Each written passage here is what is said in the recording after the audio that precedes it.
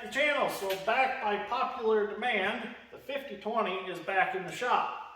So if you're new to the channel, you need to go back through my videos list and go back to the video of the Secret Plow Day tractor, and you will see the history of the 5020 and I. So this tractor, when I got it, my buddy Craig had got it in a package deal with some farm equipment that he wanted. And he contacted me. He's like, hey, I got something that doesn't really fit too well in my farm because I'm all red and it's green. And he sent me some pictures of it. I'm like, all right, I'll come look at it. So Dad and I went and looked at it, and I stood there and looked at it, and my buddy Michael and Craig are cousins, you know, and he's like, come on, you can get it running again. Like, yeah, I can get it running again. So looked at it, stood there, and like, I see some potential. So Dad and I went up there one night with the trailer, got it, drug it home, and we were only about a week and a half from plow day at that point. And I told Dad, I said, I'm plowing at plow day with that tractor. A lot of my friends questioned my sanity because you'll see in the videos what this tractor looked like. So I drug it off the trailer and got it all cleaned off, got it rolled in the shop. And in the meantime, I was looking up under the hood and I realized it's got an M&W turbo kit on it. I'm like, well, this is just getting better and better. So, got it running, changed oil in it, and I took it to plow day. Plow day, and then a couple weeks later, well, my buddy Tyler, his dad contacted me and said, hey, he's like, I just bought some CRP ground, I want to put it back in production, would you be interested in farming it a couple of years for me? And then I'm going to take it over and put hay in it. I said, sure. So we went and plowed that and dissed that, and while we were there on that farm, I ended up spinning 2 main bearings in the 5020. So I limped it back to the road, got it on the trailer, got it home. It sat out here for a couple months until I had time. And I dropped the pan and I discovered the 2 main bearings were spun in it. So it's been sitting out back since last fall. I've been meaning to get it in here and work on it before now, but the problem has been, well, it's not really been a problem, it's been a good thing. We just haven't had that bad of a winter to stop us from working outside. And what winter weather we have had is only 2 or 3 days and then it warms up again. So there wasn't really much time to jump on this project and work on it. And our shop isn't the biggest, so it's not like I can have something tore apart for long periods of time. And I don't have a shop yet myself that I can leave it set in. So kind of just haven't messed with it. Well, now with plow day coming up, I told Dad, I said, I want to get it back in the shop and I want to get it ready again for plow day. So I said, I want to try to patch it up and get it running again. So when I was in there, the crankshaft does not look that bad. So what I think I'm going to do is I'm going to first check and see why we lost oil pressure. It could possibly have stripped the gear off the oil pump. That was common in these. So I'm going to check that. I'm going to try to check oil passages to the best of my ability and see if we have anything plugged there. It might be plugged with rust or something, who knows. And if everything looks good, I think I'm just going to roll up a new set of main bearings in it and run it again, see what happens. Because at this point, what am I really out? So we're going to do that. We'll drop the pan again on this video. We'll get a look up at the crankshaft. We're going to check that gear on the oil pump, and we'll go from there. So you're going to notice the duals are missing off a little bit. My friends Jeff and Doug are working on a special plow day tractor, and they needed duals for it. They needed the spacers between the rims, and just so happens the 5020 had the right size of spacer, and I really wasn't in love with them rims anyways in the duals. So I went ahead, took them off, and I donated the spacers to Jeff and Doug so they could put their tractor together. The 5020 really doesn't need them. It should pull 6-pound plow just fine with singles.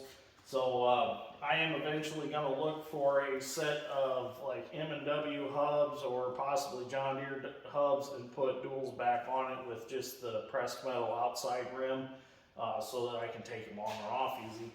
I was going to pull The tires and rims and heavy cast centers from the 8640. It's got a transmission issue. That's why we haven't been using it. And I was going to put them on, and that would give me 20.8 38s on the rear. Give me 4 Firestone all-traction tires that are in pretty decent shape. But the axles are bigger on the 8640. These are only like 3 5/8, and I believe the 8640 was like 3 7/8 axles, so that wouldn't work. So I kind of sacrificed my opportunity to go out to the Construction Expo in Las Vegas to get this tractor back going again for Plow Day, but that's okay. I'd rather stay here and make quality content for my viewers because I know they really enjoy these videos. And I want to get the tractors ready for Plow Day because I got the 2 620s to get ready. We got Dad's 720, the 5020. I might bring the 36A out. And I also might run over and get my WD Alice because Dad Strength actually bought me a plow for the WD for my birthday. So that's up at his place. I gotta go get it.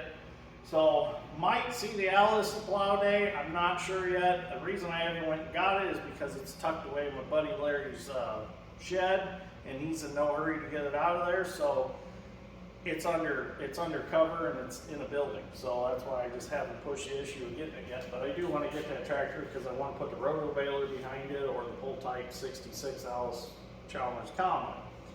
So let's get started on this video. Oh, while I'm thinking about it, our Plow Day.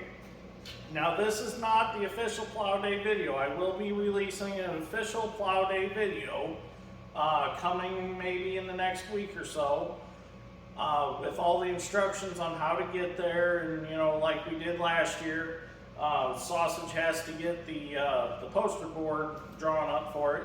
But Plow Day is April 15th at 9 o'clock, and if it rains, it's going to be April 22nd at 9 o'clock. So save those dates. If you need to make arrangements to get off work or whatever, it's on a Saturday.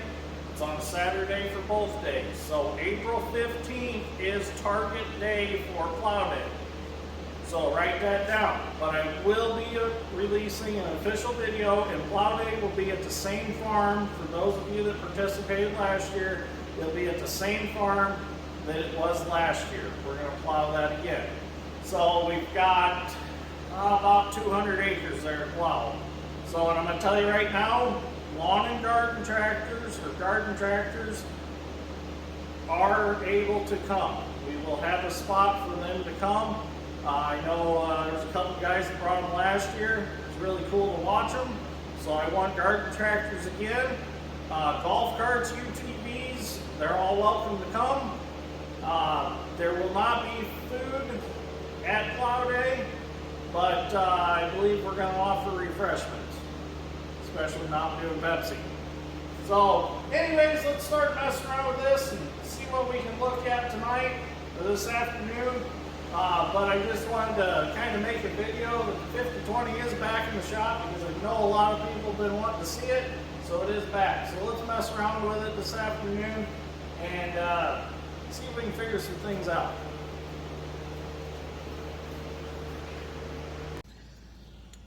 Okay, so I'm going to take this tack drive apart and take a look at the gear on the end of the oil pump and see if it's stripped off. I know that was one of the common things that was brought up in the comments, that it possibly could be stripped off.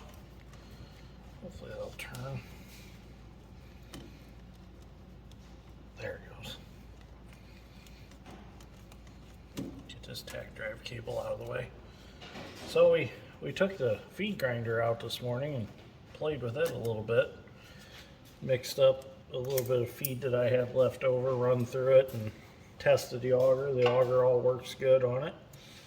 So a couple weeks from now about a week or so from now, we'll actually grind a load of feed. I got to get all the supplement and everything to do it with so I can do it properly. But I just ran some ground corn that I already had back through the new loading auger, and then mixed in the supplement that I had on hand, and that'll get me through for a little bit.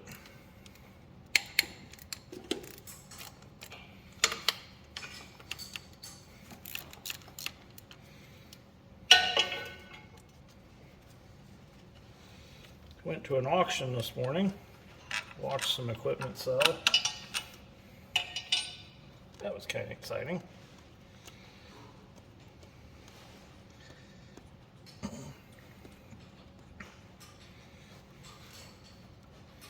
Actually bid on a red tractor for the first time in my life for my cousin Matt. It was one of his dad's tractors.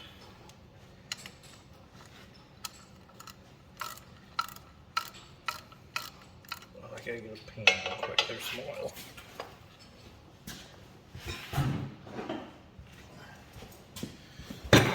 Alright.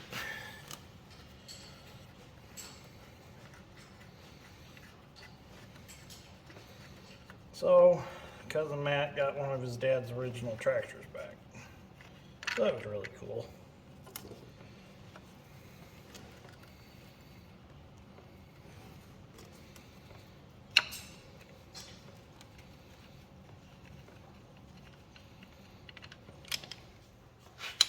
Alright,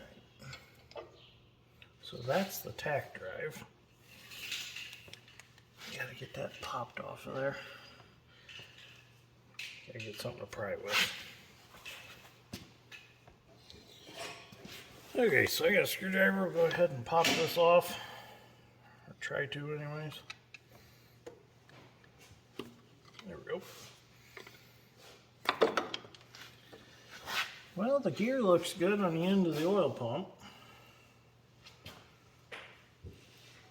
I don't see no issues there. Look at there. From what I can see, the gear is intact on the crankshaft. Well, wait a minute.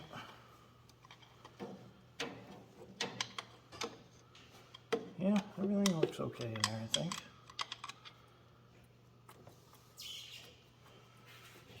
It's a little loose though, but everything's intact. I don't know if you can see it on the camera. Let me get the camera and I'll show you. So all the teeth are still on that gear. There's none stripped off, so I don't think the oil pump was the issue. Well, we're ready to drop the oil pan now. Had to take the side cover off, pull the oil filter canister out. Now, gotta be very careful because these oil pans are very heavy. It's like 16 ounces to the pound for sure. So I'm not quite sure how well balanced I've got it on that transmission jack. So we're gonna take it slow.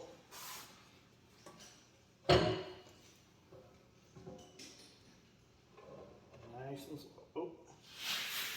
Caught the front on something. There we go.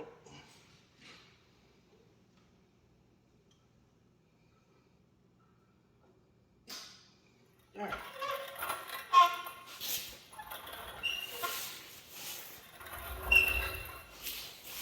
Get this out of here.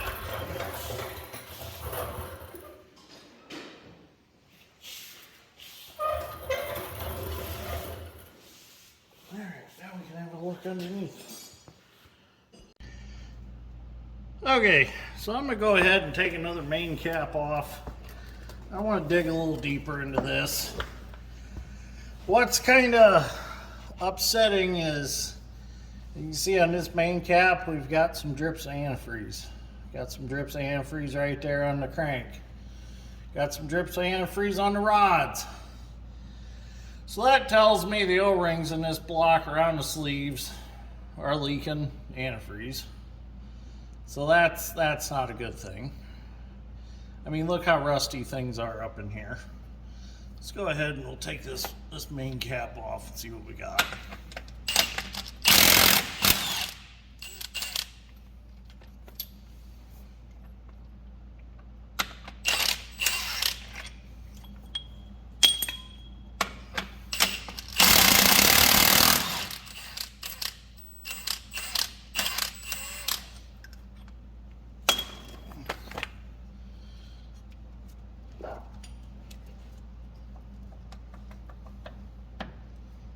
Ooh. That's on.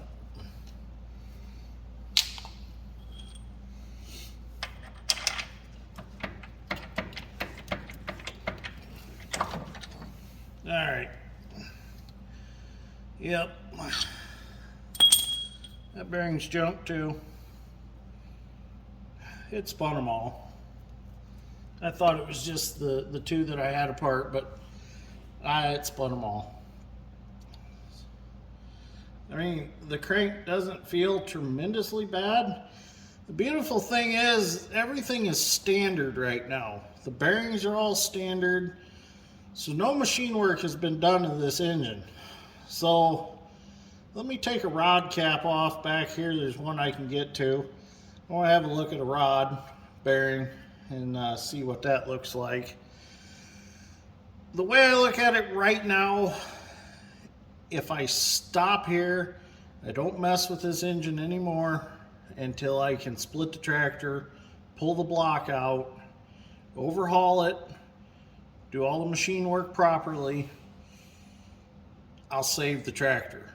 But if I try to go any farther now, I run the risk of a rod bearing, then end up throwing a rod out the block, and then the block being junk. So the sad part about all this is I won't have time to do that between now and plow day. But the nice thing is, this is not the only tractor I have for plow day. I mean, I have several others that I can use for plow day. I know the viewers will probably be upset with me because I won't be getting this one back to plow day or ready for plow day, but I simply just don't have time. Honestly, we've had so much work that we've been blessed with work that I really haven't had time for these projects. And like I said, the winter was not a bad winter, so I just didn't have time to do this. You know, it's a major undertaking to overhaul a tractor, especially like this, to get into it, end up putting a clutch in it and stuff while you're there. And it does shift a little hard, so that's something I'd investigate while I had it apart also. You know, so it turns into a big project. But if I stop here, I preserve the tractor, I don't destroy it, and I got something I can fix. I throw a set of bearings in here, I try to run it, and like I said, it could be catastrophic failure next time, and it could be a total disaster, be a total loss. So let's look at a rod cap real quick, and I'll show you a bearing out of that once we get one apart. And I'll show. Well, I actually have one apart back here, so I'm gonna tear another one apart. This one up here in the front, I'll get that one apart. Okay, so I got the bolts broke loose in this rod cap up here. Go ahead and take it out and see what we got going on. Nope, bearing already fell out.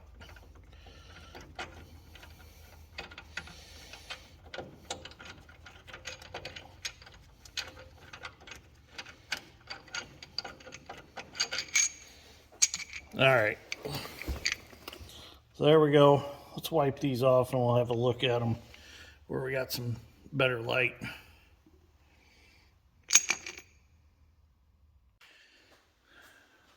So I got these wiped off and I got them in the light better. So this is the rod cap we just took off, and it is just rough as can be. So I don't know if that was caused by heat or water in the oil or what the deal was.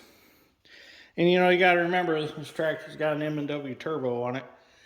And that was kind of the demise of some of these tractors, was the M&W turbos. You know, they put them on the 4020s, they put them on these 5020s, and who knows, this could be injury from a long time ago, you know, and this all could be why the tractor was parked originally.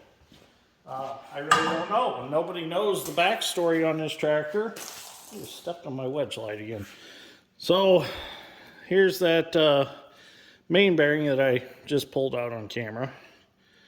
You can see these are in bad shape, but these are all marked standard. Let's see, pop that one out of there.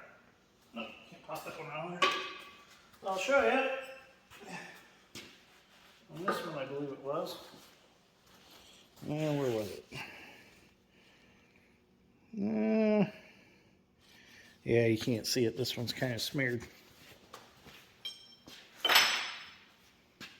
But this one, it is stamped. I don't know if you can see it on camera, but it is stamped STD, standard. So, and you can see this one has that same pitting. You can even hear it. That's junk. So like I said, we stop here, we preserve the tractor. We go any farther, we run the risk of destroying the tractor. So, you know, I'll probably have, I don't even want to guess how many thousands of dollars in this overhaul. Probably, to do it right, I'll have about 10,000 in this overhaul, because I need injector pump. We got to remember we have injector pump issues. Put a set of injectors in it, but for these tractors, them aren't too bad. And while we're at it, we might as well get into the transmission and see what we got going on there. We also remember we have hydraulic issues with it. If you remember from the videos before, it would have a little bit of issue with the 3-point hitch not staying where you put it, and it'd have trouble with keeping the plow, the tail wheel in the ground or down. It would raise it up. So we got all that to address. So I'm going to sleep on it tonight, and I'm going to come back with a fresh attitude in the morning and think about it, and we'll see what happens. I don't want to give up on this tractor by no means, but we just don't have time right now to get this tractor back fully functional. And then there was a little thought that run through my head is we've got the old John Deere 850 dozer back here on the sandhill, which the D8H replaced. What if we married the 5020 with the 850 and made a big crawler like the MC, but massive? I mean, 5020 crawler. I mean, it'd be kind of cool. There's always options out there. So anyways, thank you for watching. I greatly appreciate it. I hope nobody's upset with me. But like I said, it's just the time has not been there this winter like I thought it would be to get this tractor in sooner and start working on it. Just a lot of other things had to be fixed, and that just happens. It's, you know, it's not like I have unlimited time. You know, we farm 2,000 acres and we're in the excavating full time. So the money making comes first, and then this is the hobby. So unfortunately, well, it's fortunate that we had plenty of work, but it's kind of unfortunate at the same time I didn't get to get on these projects and get them done like I wanted to. But hey, I got plenty of other tractors for plow day. So I'll get the WD and we'll plow with that. We'll get the 620. And actually at plow day, I don't really plow all that much because I'm too busy making video of other guys plowing, and that's what I kind of enjoy about plow day. I like to walk around and talk to people and take video of them, and you know, and that's what it's all about for me. So I will do some plowing. Won't be on the 5020 unfortunately, but who knows? Maybe something will pop up between now and then, like a 4620. I'd love to have a 4620. So anyways, thank you for watching. I'll see you all in the next one, and have a good evening and the rest of your weekend.